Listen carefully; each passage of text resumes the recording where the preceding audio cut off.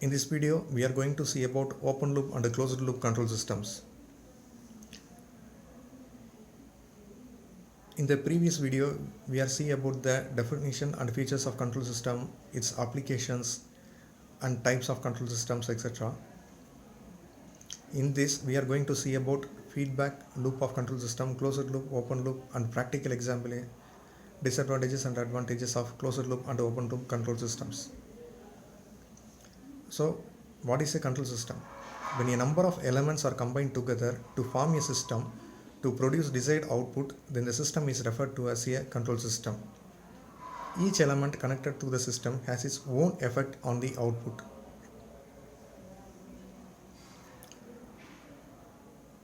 Features of a control system. The mathematical relationship between input and output of the system can be represented by a linear proportionality. The system is called a linear control system. If it's related by some nonlinear relation, then the system is nonlinear control system.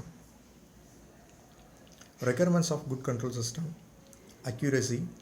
The accuracy is a measurement of tolerance of the instrument, limits of the error made in normal operating conditions, improved by using feedback elements and error detector. Second one is sensitivity.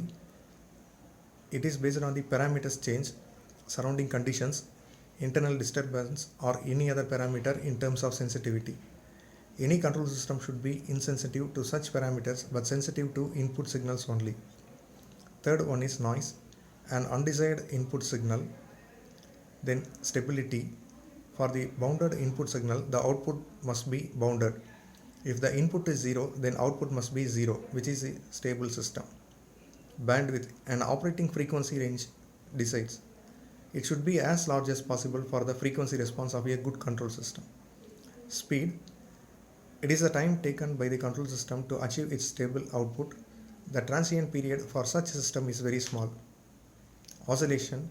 A small numbers of oscillation or constant oscillation of output tends to indicate the system to be stable.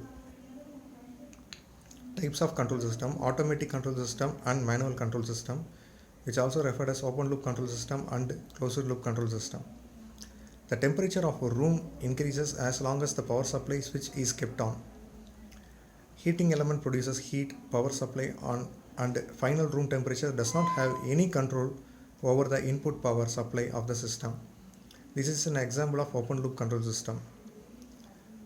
For closed loop control system, if the heating element of the system function, error of the system is equal to actual temperature minus desired temperature. This error signal is feedback to the system to control the input, as the input to the output path and the error feedback path creates a closed loop. This is an example of closed loop control system. In open loop control system, a control system in which the control action is totally independent of output of the system. A manual control system is also an open loop control system. Its process output is totally independent of the controller. In this, a desired process response is given to a controller and the controller output is given to a process, then the process gives its output. This is an example and block diagram of open loop control system. The practical examples are electric hand dryer. In this, hot air comes out as long as you keep your hand under the machine, irrespective of how much your hand is dried. Automatic washing machine, bread toaster, automatic tea, coffee maker, timer based cloth dryer, volume on stereo systems are some of the practical examples of open loop control system. The disadvantage of the open loop control system is it is simple in construction and design. The advantage of open loop control system is simple in construction and design. It is economical, easy to maintain, generally stable, convenient to use as output is difficult to measure. The disadvantage is inaccurate, unreliable, and any change in output cannot be corrected automatically. Activity. Then closed loop control system. In this, a feedback is a common and powerful tool when designing a control system. Feedback loop is taken the system output into consideration and enables the system to adjust its performance to meet a desired result of system. In any control system, the output is affected due to change in environmental condition or any kind of disturbance. So one signal is taken from output and is fed back to the input. This signal is compared with a reference input and the error signal is generated. This error signal is applied to controller and the output is corrected. The block diagram of a feedback loop of control system is given.